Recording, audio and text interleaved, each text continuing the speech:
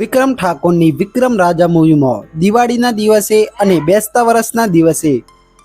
મોટા પ્રમાણમાં કલેક્શનમાં ગ્રોથ જોવા મળી રહી છે। જાણીશું વિક્રમ રાજા મૂવીનું 6 દિવસનું ટોટલ કલેક્શન વિશે। કલેક્શનની વાત કરું એના પહેલા તમને જણાવવા માંગીશ કે વિક્રમ નંબર 1 મૂવીમાં વિક્રમ ઠાકોર, શ્વેતા સેન, પ્રદીપ કાબરા, જીતુ પંડ્યા, ચંદન રાઠોડ જેવા ધમાકેદાર કલાકારોએ કામ કર્યું છે।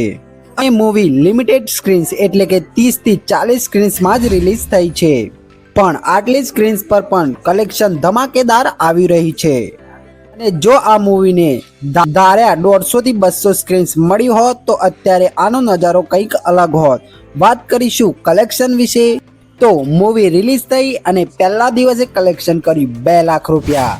અને બીજા દિવસે થોડો ડ્રોપ થયો, બીજા દિવસે કલેક્શન કર્યું 1 લાખ રૂપિયા, પાછું ત્રીજા દિવસે આવ્યું 2 લાખ રૂપિયા અને ચોથા દિવસનું આવ્યું 2 લાખ રૂપિયા, પાંચમા દિવસનું આવ્યું 2 લાખ રૂપિયા અને છઠ્ઠા દિવસે હતું બેસતું વર્ષ અને બેસતા વર્ષના દિવસે નાઇટની ઓક્યુપન્સીમાં ઘણો ઉછાળો જોવા મળ્યો અને લોક સિનેમાઘરોમાં ભરી ભરીને જોવા ગયું અને છઠ્ઠા દિવસે મૂવીનું કલેક્શન ધમાકેદાર આવ્યું 6 લાખ રૂપિયા અને 6 દિવસના ટોટલ કલેક્શનની વાત કરીએ તો 6 દિવસનું ટોટલ કલેક્શન થાય છે 15 લાખ રૂપિયા અને આજે આ મૂવીનો છે 7મો દિવસ અને આજે પણ 2 થી 2.5 લાખ રૂપિયાનું કલેક્શન કરી શકે છે। અને વિક્રમ ઠાકોરના ફેન્સ એટલે કે ઘણાના મનમાં એ સવાલ થતો હશે કે આટલું ઓછું કલેક્શન કેમ, પણ વિક્રમ ઠાકોરની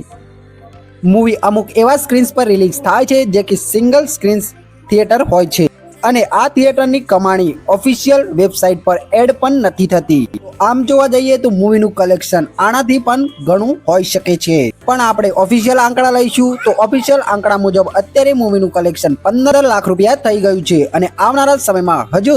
રજાઓ મળવાની છે તો હજુ વધારે કલેક્શન આવવાની શક્યતા છે। તમે મૂવી જોઈ લીધી હોય તો તમને મૂવી કેવી લાગી કમેન્ટ બોક્સમાં જણાવજો અને ના જોઈ હોય તો ફટાફટ જઈને ટિકિટ બુક કરીને મૂવી જોવો, બહુ જબરદસ્ત મૂવી છે। મળીએ કોઈ આવા જ ધમાકેદાર વિડીયોમાં, ત્યાર સુધી bye, take care, thank you.